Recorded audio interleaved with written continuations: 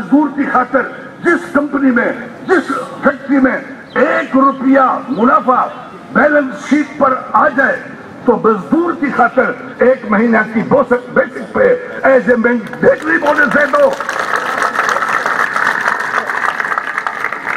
फिर उसके बाद रेगुलेटरी बोनस आए। मोहतरमा बेनजीर भुट्टो साहब आए।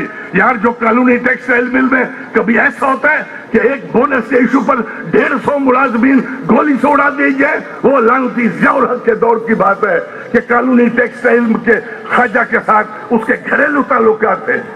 तो जब इस किस्म के लोग मजदूरों की राह में एक अजाब बनना शुरू हो जाए, किसी ने सच कहा ना कि उस नगर का नाम सिपरा भी शराफतपुर था, जिसके हर इंसान में एक भेड़िया मजदूर था। दुश्मनी जरदार से मुझको विरासत में मिली, मैं भी हूं मजदूर, मेरा बाप भी मजदूर था।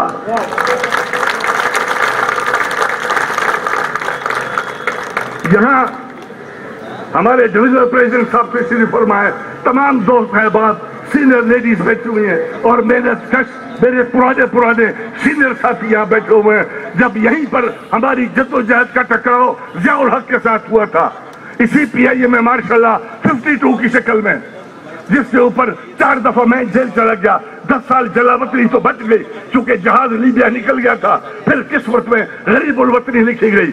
लेकिन पीपल्स पार्टी में रहना है, अगर मेहनत कश का अपने ऊपर लेबल लगा के रहना है तो ये खान साहब, ये हथकड़ियां नहीं होती, ये कंगन अपने हाथों में पहनने पड़ते हैं।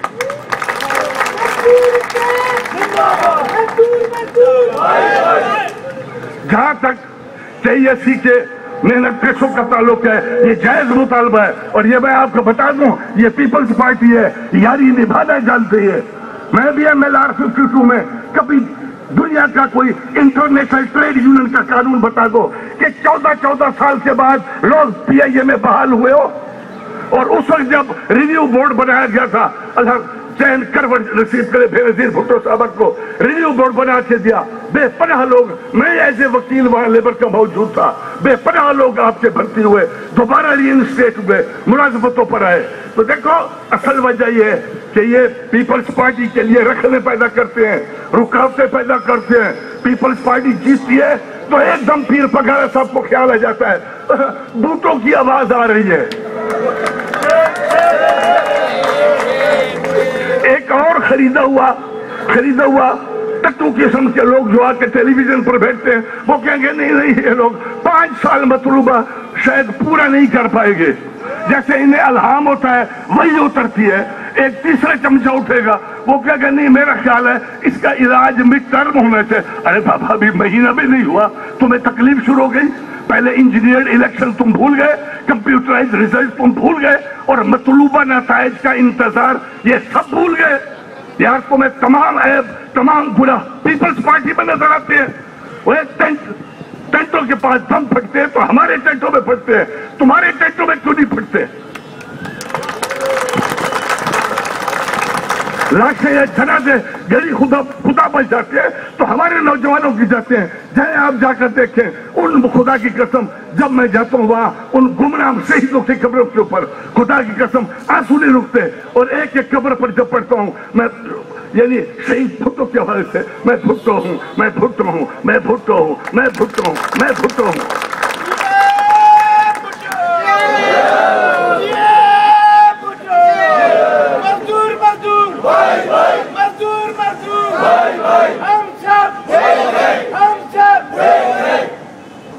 उसकी असल वजह क्या है? यार मैं 5-6 में रह सकता हूँ मुंशी साहब।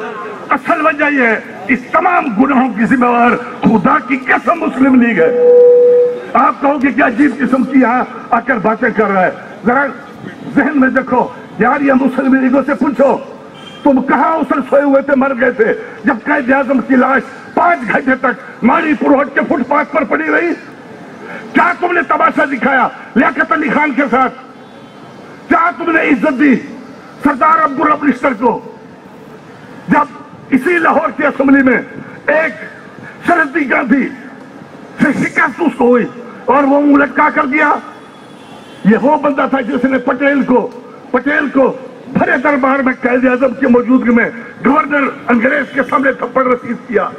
तारीख में वो याद रखो।